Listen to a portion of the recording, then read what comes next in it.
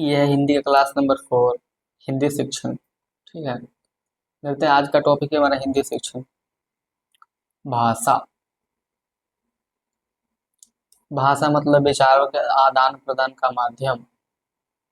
भाषा भाष धातु से बना है। भाष का मतलब होता है बोलना या विचार व्यक्त करना। ठीक है, इसका संपूर्ण विश्व में इसका उत्पादन लगभग 3000 यानी कि 2796 में 3000 वर्ष पहले हुई थी। यह था हमारा भाषा, विचार को व्यक्त करना। भाषा का महत्व। भाषा विचार के आदान प्रदान का रूप है। भाषा सामाजिक जीवन और सार्थक बनाने के रूप में प्रयुक्त होता है। भाषा ज्ञान प्राप्ति के साधन के रूप में होता है, ज्ञान प्राप्त कर सकते हैं। कला संस्कृति और सभ्यता को विकसित करने में भी इस भाषा का सहायक होता है। ये चीज था। अब भाषा एक होता है व्यक्तिगत बोली।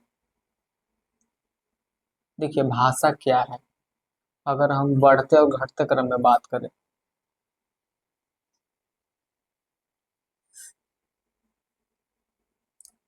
भाषा का बढ़ते क्रम है, बढ़ते क्रम मतलब सबसे छोटा है व्यक्तिगत बोली। क्या चीज है? सबसे छोटा व्यक्तिगत बोली। उसके बाद क्षेत्रीय बोली है, जिसको उपबोली भी कहते हैं, क्षेत्रीय बोली। उसके बाद आती है बोली। क्या आती है? बोली, जिसमें मतलब बोली कौन बोली बोलता है, हरियाणवी भी है, मगही है, पंजाबी है। इसे बोली के बाद आता है उपभाषा, जिसको भी भाषा भी बोलते हैं, पश्चिमी हिंदी। ऐसे उपभाषा, जैसे में हिंदी में आ गया मगही, वैसे है। विभाषा के बाद आता है भाषा, विस्तृत क्षेत्र व्याकरण साहित्य के हिसाब से। उसके बाद आता है लिपि, लिखने का तरीका। इनकी भाषा तक सीमित है। बोली, उसके बाद विभाषा, उसके बाद भाषा। लिपि किसको कहते हैं? लिखने का तरीका, उसको लिपि कहेंगे। यानी कि बढ़ते क्रम क्या आ जाएगा? अगर कोई भाषा का बढ़ते क्रम पूछे तो व्यक्तिगत बोली, क्षेत्रीय बोली, बोली, विभाषा और भाषा, ऐसे बढ़ते क्रम है। भाषा के प्रकार है लिखित, मौखिक, सांकेतिक। मौखिक दो प्रकार के, औपचारिक और अनौपचारिक। ठीक है, तो ये था हमारा जादू टोना, ये सब उपबोली में आता है। भाषा, भाषा हिंदी में कैसे कैसे होगी?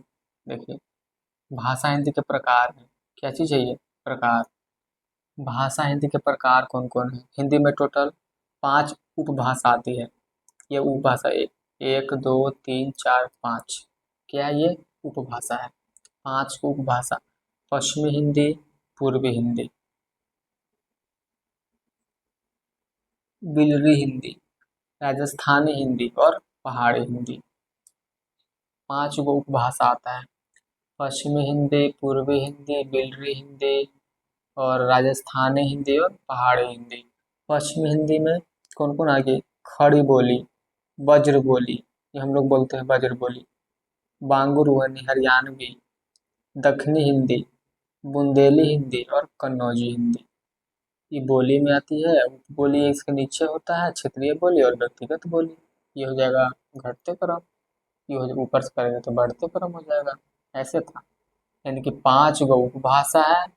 पश्चिमी, पूर्वी, बिलरी, राजस्थानी, पहाड़ी, इसमें से खड़ी, बज्र, बांगुरी, दक्षिणी, बुंदेली, कन्नौजी, ये सब बोलियां थी पश्चिमी हिंदी की।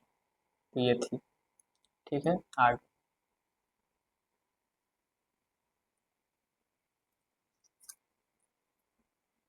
अब कुछ एग्जाम में लिपियां पूछ जाती है। क्या पूछ जाती है? लिपि। जैसे में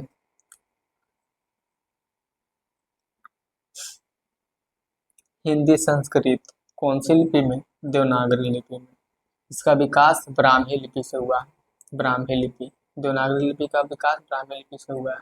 उर्दू की लिपि फारसी, अंग्रेजी की रोमन, पंजाबी की गुरुमुखी, गुजराती की गुजराती, अब बांग्ला के बांग्ला, नेपाली मराठी देवनागरी लिपि है, याद रखिएगा। तो ये था लिपि।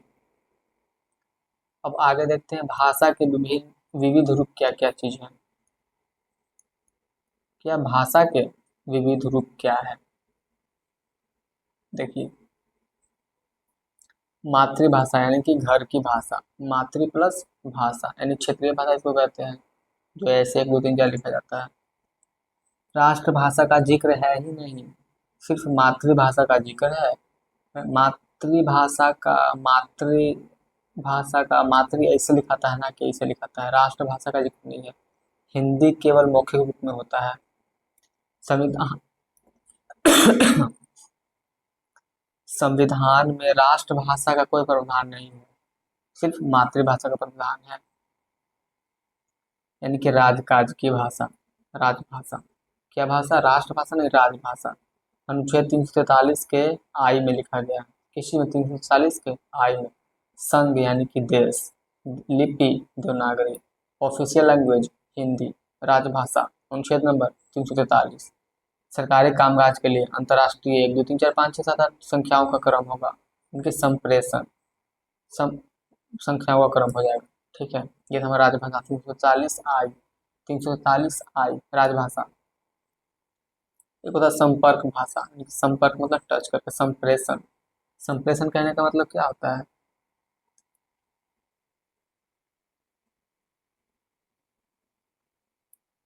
ऊपर जो हम लोग पढ़े थे अभी, ये सारे चीज बोली, ये लोग ये व्याकरण में, साहित्य में नहीं मिलता है। ठीक है, ऐसे ही बोली।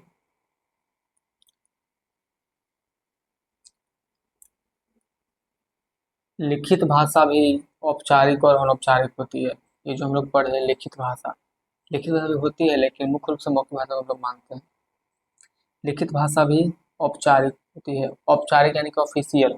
औपचारिक कहने का मतलब ऑफिशियल, किसी सरकारी सूचना के लिए, दफ्तर के लिए इत्यादि के लिए औपचारिक। और औपचारिक कहने का मतलब घर, यानी जैसे मैं अरे अरे अरे बोल दो, जैसे मन करे वैसे बोलो, वो हो गया अनौपचारिक लैंग्वेज। औपचारिक मतलब ऑफिशियल, आई नॉन ऑफिशियल। ठीक है, लिखित भाषा भी होती है औपचारिक और अनौपचारिक। राजभाषा को संविधान में ऑफिशियल लैंग्वेज कहा गया है। शिक्षण का मतलब सीखना और सिखाना होता है। शिक्षण मतलब सीखना और सिखाना। संपर्क भाषा मतलब संप्रेषण का माध्यम, बात करने का तरीका, उसको बोलते हैं संपर्क भाषा।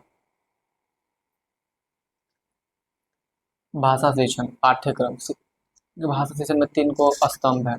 भाषा शिक्षण के 3 स्तंभ है: पाठ्यक्रम, शिक्षक और शिक्षार्थी। पाठ्यक्रम, शिक्षण मतलब होता है सिखाना या सीखना, यह त्रिआमीय प्रक्रिया है। शिक्षक, शिक्षार्थी, पाठ्यक्रम। शिक्षण मतलब सिखाना चाहे सीखना, शिक्षार्थी होना चाहिए या पाठ्यक्रम होना चाहिए।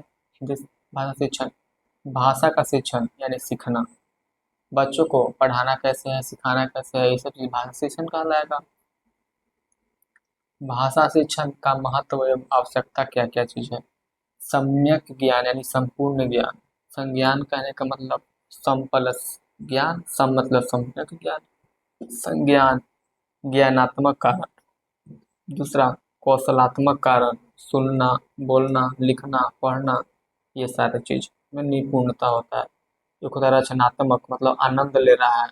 सृजनात्मक, मौलिक, कुछ नया सीखने हेतु। मनोवैज्ञानिक, ये सब शिक्षण के कुछ कारण थे। जैसे मैं मनोवैज्ञानिक में 3 गो वैज्ञानिक पढ़ना है। मनोवैज्ञानिक में 3 गो वैज्ञानिक का नाम पढ़ना है: चास चाम्स्की, वायगोत्स्की और पियाजे। 3 गो वैज्ञानिक आता है। सृजनात्मक ज्ञान मतलब मौलिक, कुछ नया सीखने हेतु। रचनात्मक मतलब रुचि, आनंद लेना, रचनात्मक।